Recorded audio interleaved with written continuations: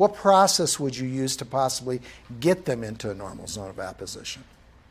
If that's all you left this course with, you're already not light years ahead of people who never even look at it, regardless of what you do. How do you know it? What indicators are telling you you don't have it? And then how would you test for it? Okay? This is not a good deal when you see people breathe paradoxically and their ribs kind of pop up and they're not in a good zone of apposition. How would you know that? What test would you use? We're going to call this testing apical testing, chest wall expansion testing, breathing testing. And we'll go over that again today. And I believe they have this, Jen, in their manual, correct? This is the musculature and the rib cage itself. You have fascia. You have these 3 layers of dermis. Then you've got in your skin. All these things are called layers. And they all, Barb, move on each other. When one goes down, the one on top of that layer is probably going not as much down. And then one layer may be twisting and the other layer may not be twisting. That movement has got to occur very well in that zone of apposition. You are given no friction there. There's no tension there. You don't blow thoracic vertebrae and thoracic discs in that T8 to T12 area very easily. You blow them below it.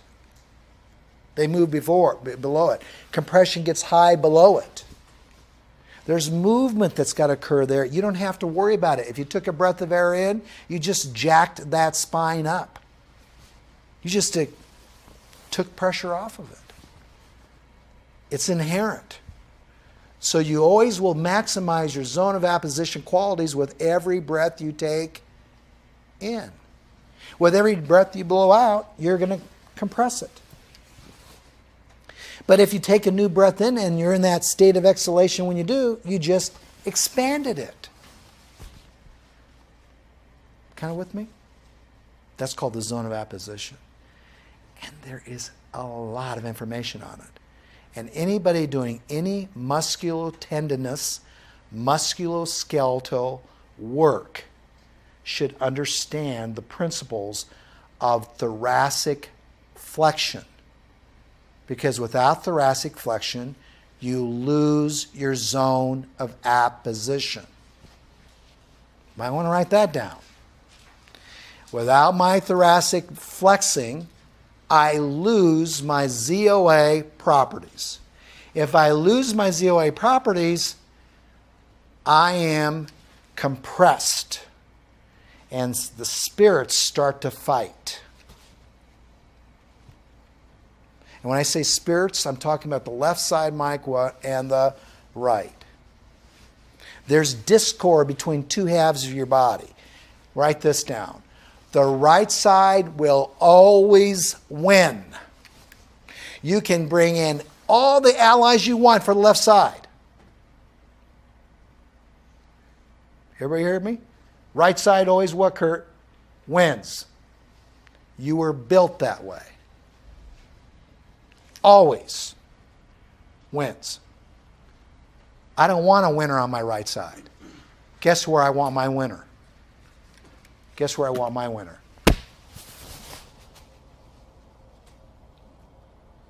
On my left side. I'm just using that to teach. I want my left side to be able to keep up with my right side so that the right side doesn't get an attitude, a domineering attitude of how to breathe for my entire complex, how to regulate my entire complex. So that's called the zone of apposition. Do you notice that the dome is always going to be a little higher on which side? The right side. It's by design. The right diaphragm's dome is thicker, it's bigger, it's higher, it's active. It's always going to win. You never have to worry about losing all of your zone of apposition on which side? The right side. Why? What's right underneath this baby over here? a big organ, your liver. And when you were born, your liver, your stomach, your mom's milk, and your heart kept you in a pattern. So you could figure out how to move reciprocally. Get this little diagonal thing going on in your body between the left shoulder and the right hip with an axis going around that axis. Kind of nice little thing. Again, we'll touch base on it when we get into this brachial chain tomorrow. That's an overview. Zone of apposition. I know lights are kind of bright, but if you look closely, you'll see that this is a normal right diaphragm compared to the left. And I like the picture. There's the heart compressing that left. There's the liver compressing that right.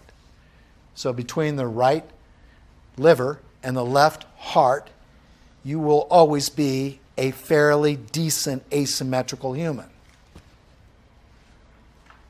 Just Rick trying to get people that have lots of life ahead of them to remember you were built asymmetrically. And so when you pick up a text and you read about the left shoulder, which you won't, because you'll read about a shoulder. There won't be a left or a right. You have to remember some of these concepts because it's not going to be there for you to read about unless you look at physiological activity of respiratory, ventilatory function. It won't be there. It will be there someday, but not now. From the side, different profile. Look at the right versus the left.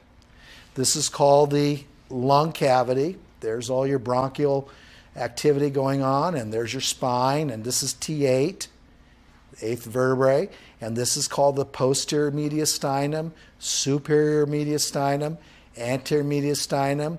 Boy, look at the flatness of this left side, and look at the round dome on the right side. We have a diaphragm on the left side that thinks it's got to be a back muscle. We got a diaphragm on the right side that knows it has to be a respiratory muscle. And sometimes they both like to become part of the lifting game. They both like to extend.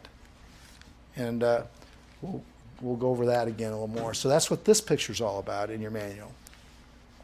You have a central tendon that's a little bigger. You got a little higher dome. And again, this is the crura. And it's just it's an illustration, a good illustration.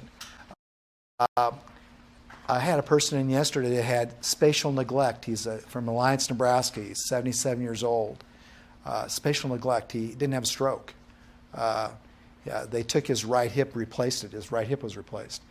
His leg felt shorter on the right side, by the way. Just chastised the orthopedic doctor. Brianna, when I was done with him, he said, I really feel bad now. I said, why do you feel bad? Because I've been writing nasty letters to my orthopedic doctor. I said, why do you feel bad now? He goes, I know my feet now are not longer. I don't feel shorter on my right side. And that was the power of a balloon that got his rib cage down on the left side. Because you're right. I don't know why I wrote that nasty letter. Honey, we got to go back and take him out for steak dinner. I mean, this is bad. Okay, I've been chastising my no. He did not put enough bone back on my right side because I felt like I was falling. Now, he wore on his right hip.